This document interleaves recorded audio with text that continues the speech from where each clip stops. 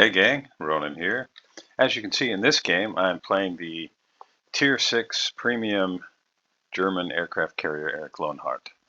Um, this, for the tier, this is at least in my opinion, a reasonably effective aircraft carrier. It's still difficult to put up big numbers in terms of damage. And why did I go to this view immediately? Because I want to reposition the ship itself while my aircraft are moving forward to spot. So I generally, at the beginning of the game, will kind of take a look at how my team is distributed, where there's cover, and make a determination about where I think the red team is liable to go and what their best chance for spotting me is. And then have my ship move to an area that I believe will offer me the best chance of staying in the game. So that's what I did. And you'll see my ship begin to move. And all I'm doing here is just trying to do some spotting for my team. Now, this particular CV has AP rockets. And so it can be a little bit difficult to do damage to destroyers. It is, I guess, not too surprising. But since he was right there, I decided, you know what, I'm going to go ahead and just make a strike, thinking, maybe I can get him to back off the cap. Now, it didn't work out in this particular case, but sometimes it does. Sometimes the destroyer says, you know what, I don't want any part of having a CV focusing on me.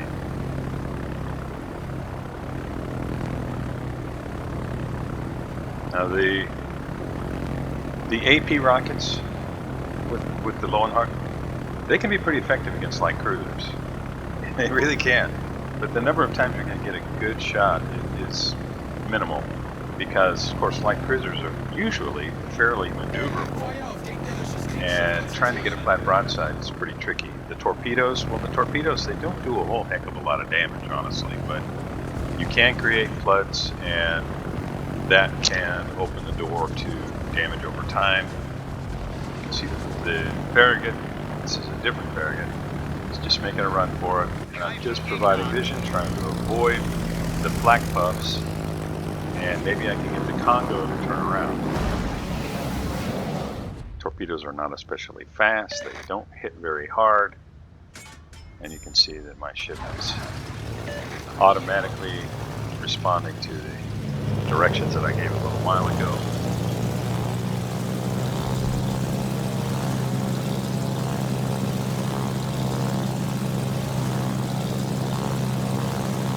And now we're going to give these bombs a shot.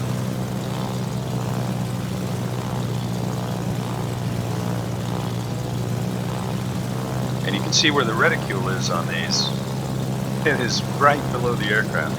It's not out ahead of you like it is with the torpedoes or rockets. It's a little bit different. And I've got this Dallas backing up. So we're starting to move forward now. See a tiny little reticule.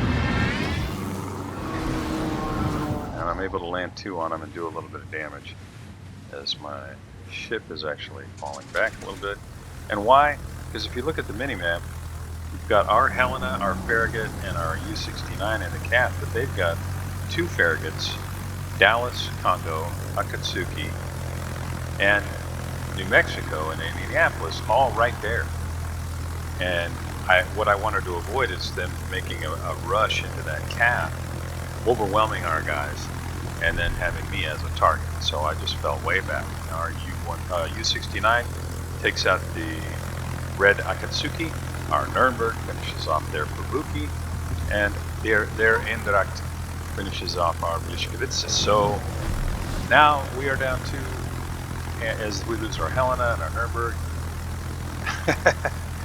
we're now down 3, and the red team is down 2. And I've got my work cut out for me. I need to keep working this area, and I'm trying to keep the Dallas back. He's making a run for the smoke. And this is, let me stop this here. going to back this up just a little bit. This is a really important thing to know about CV aircraft. See, I approached this mountain or hill, and you see my aircraft climb to get over it, and that pushes the reticule out farther. See where the reticule is now? Now watch when I approach and I'm at the top. See how far away the reticule is? And because as I move down and into, I was trying to make use of cover, so I approach from this side, and as I'm making my run, I'm still on elevation here, and that keeps the reticule farther away than it normally would be. And you'll see what I'm talking about. So you can see where the reticule is right now. It is way out here, way out there. And it's going to be impossible for me to make this broadside strike on the Dallas, which was something very important for me to learn. And so I wanted to make sure that I highlighted that so that you would know about that. Now, with torpedoes, it's not as big an issue, but with your rockets, this is going to be consistent. All of the CVs that I've played, that's the case. So if you want to make a broadside shot on any ship that is near an island that has some elevation, you've got to make your approach from the far side, because as you saw here, I never really had a chance. You can see the reticule is there and then it jumps to there. So if you're on any kind of elevation, that is liable to happen. Now, will it happen in every case? Maybe not, but it happened to me several times in this game. It also happened on over here later in the game. This same ship is kind of coming in this way, and I tried to make a drop from this side, and the same thing happened to me. So just, kind of keep that in mind.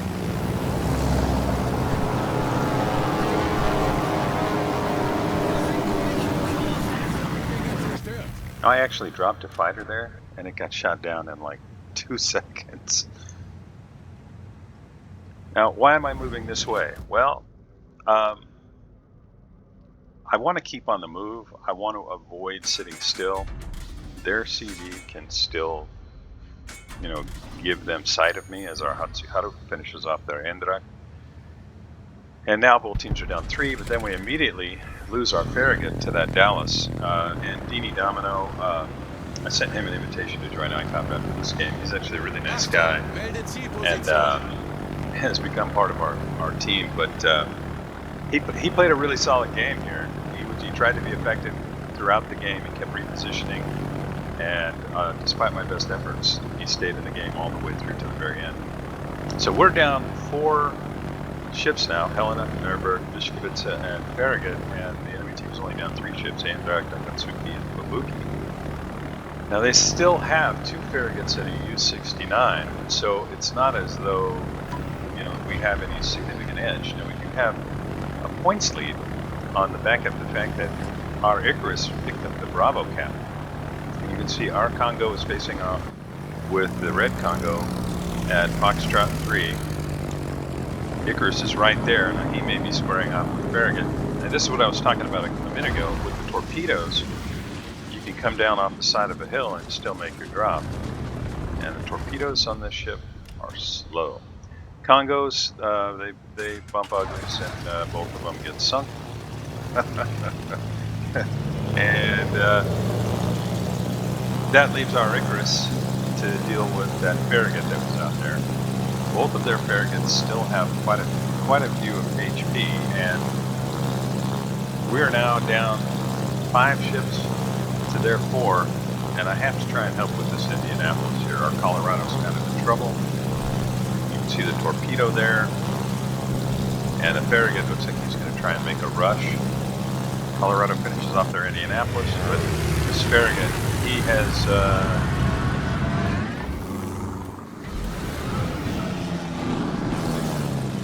he's got eyes on our Colorado, and he's getting really close. And showing broadside, continuing through the smoke, and our Colorado, really nice job, Colorado. Finishes off the Farragut, but you see all the torpedoes, right? You can see him over there in front of the Colorado, and boop, down goes Colorado. So now we're down half our team, and the red team is down half their team. We still have the points lead, and our Hatsuharu is picking up the Delta Cap. So some really solid play from Icarus and Hatsuharu on my team here, because they recognized an opportunity to secure cap and the importance of doing so. And in this case, like right now, we pause this for just a second. You can see Icarus, he anticipated Farragut trying for this cap, and he's positioned himself to surprise the Farragut here, and he just got vision. Farragut just popped up on the mini-map. And Hatsuharu this ship, Hatsuharu, has a fantastic detection radius. I think if you spec it properly, I think it's 5.4 kilometers. Correct me if I'm wrong. It's a very fun ship to play. I really like it. And he's secured the cap, and now he's going to be throwing torpedoes in the face of the Dallas. We'll see how effective that is, but some solid destroyer play. Here we are. We're 8 minutes in, right? I've landed 2 rockets. I've spotted 7 ships. I've got 4 incapacitations with 2 torpedo hits and 3 bomb hits, and started 3 fires. So I have to say overall that my effectiveness has been minimal so far in the game. I mean, under 16,000 damage in 8 minutes. Why am I telling you that? Why am I laughing about it? Because yes, a really, really good CV player would probably have been shredding with this aircraft carrier. But I think for most of us, especially when we're first learning, your results are probably not going to be all that great. But one of the things that you can do is provide spotting for your team. And you have to, in order to do that throughout the entire game, you have to keep your ship afloat. So you see that I've got my ship here moving back this way. Why? Because we lost our battleship here. Mackinson is on the far side. All we have here is a U-69, and they have multiple ships that can make a push right through the center after securing the Charlie cap. I don't want to get caught here. And it's a really important thing to remember when you're playing a CV, because you are so big and you're not maneuverable at all.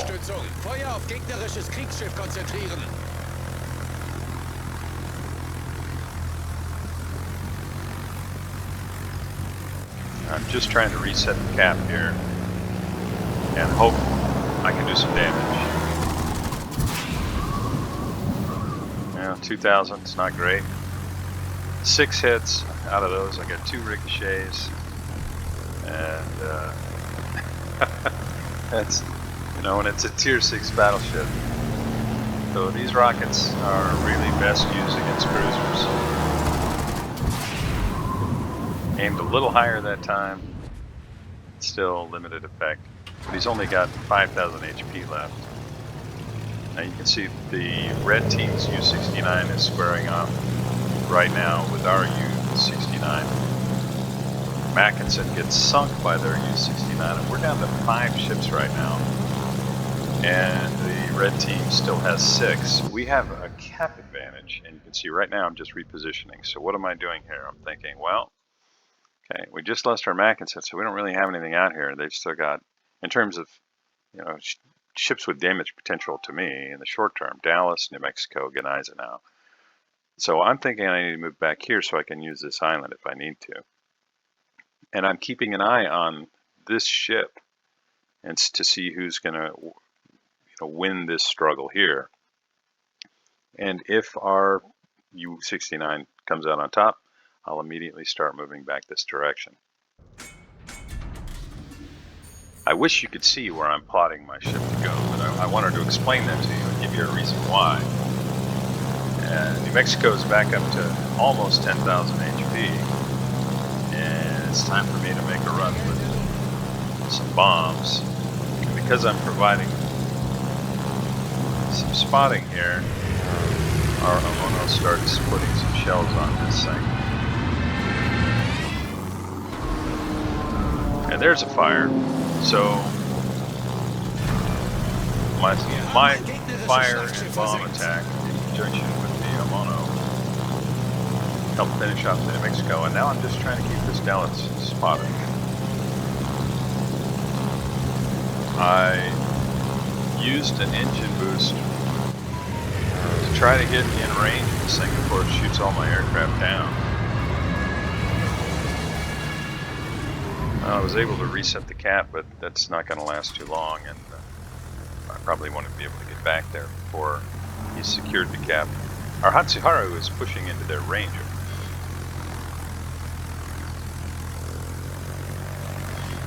And that might drag the Dallas south. I'm still keeping an eye on the U-69 and our U-69, but now Amono is helping. So I'm pretty sure at this point that our guys are going to win this, the battle that's currently going on at Delta 6.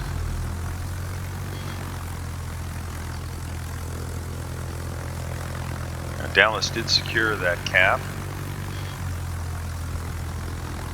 and our Amono finishes off the U-69 with some judicious use of underwater explosives. And now this game is taking on a totally different complexion. Not only do we have points lead, but we have a significant lead in terms of firepower. We've got Hatsuharu, Icarus, U-69, and myself, and the red team has Farragut, Dallas, Gneisenau. Gneisenau's guns are not known for being especially accurate. Amono stays reasonably well angled, should be able to mitigate the damage. And I'm going to see if I can make a strike on this. You can see he's turning in. He does not want to show me broadside. And when that happens, I got 4 ricochet and 1 pen on a light cruiser. His AA being what it is, I'm not sure I'm even going to get off another strike here.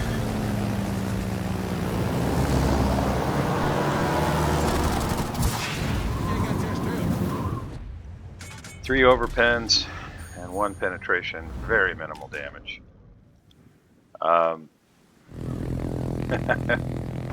That's a pretty common experience with this ship. Now we are extending our points lead as our U-69 moves into the Charlie cap. And you can see that I've got my ship now moving back this way. The torpedo threat from their sub has been eliminated. Gneisenau could make shots on me. I'm way out of range of the Dallas, and I'm feeling actually pretty good about things right now. I'm guessing that their Farragut fell back, and Amono finishes off the Gneisenau. And this game is really all over but the shouting. There's the Farragut, and I'm not sure I have a chance here, but because I'm right at this spot and I'm all ready to drop them, I'm going to go ahead and make the drop. He pushed out of his smoke. Now I'm going to turn around and see if I can catch him again before he gets back into smoke cover. No, he's in the smoke.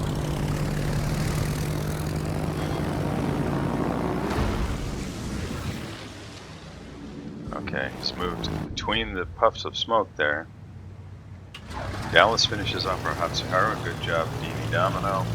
And I do land a torpedo on the Farragut. Meanwhile, our U-69 and Amono are moving in to try and help with him.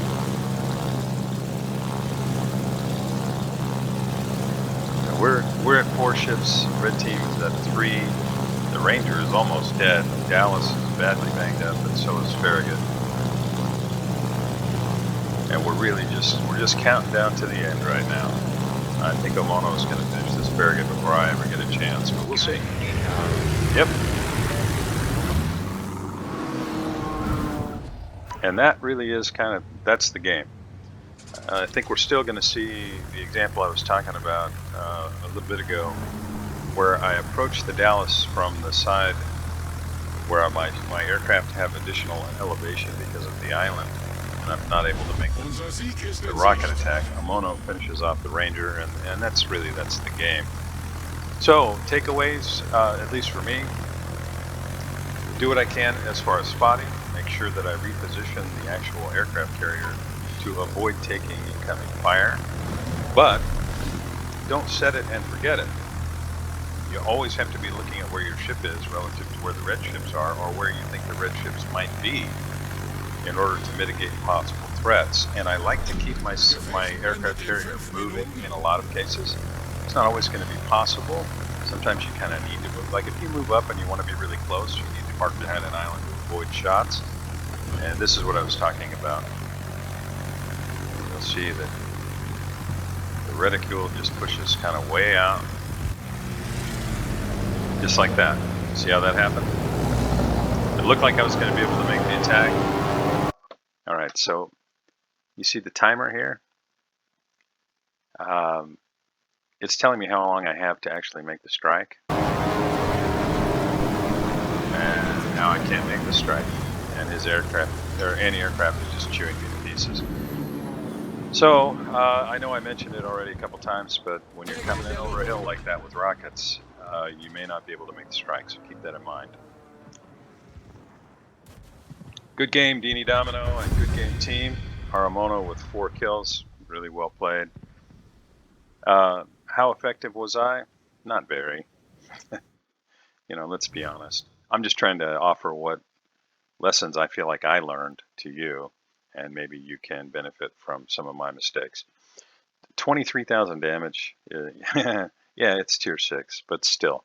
I have in the past done much better with this ship in terms of damage, but that kind of requires I'm able to get, in particular, torpedo hits and rocket hits. The bombs can be effective, but I think the games that I've done the most damage with this ship is with the rockets against cruisers. In this case, against a light cruiser, you saw how many overpins I had, and then the strikes where the additional elevation of the island made it impossible for me to even make the strike. But I did land 3 torpedoes, 5 bombs, it did 4 incapacitations, destroyed a ship, got 4 fires started, defended the cap 6 times, spotted 9 ships, and landed 20 rockets. So not a terrible outing. You can take a look at the final scoreboard. Kind of in the middle of the pack, which, like I told you, at least for me, that's acceptable as I begin in earnest spending some time with CVs and trying to figure them out a little bit more. And you can see the Ranger, he obviously played a better game than I did. And that's my damages. Not much, really. Spotting damage, only 5210. There was 1 fire started as a result of my spotting, but not much. And decent XP because of some signals and such. I hope you enjoyed this. Hope you got a little something out of it. I really appreciate you spending some time with me. If you haven't already, I'd really appreciate it if you'd like and subscribe, and I'll see you next time.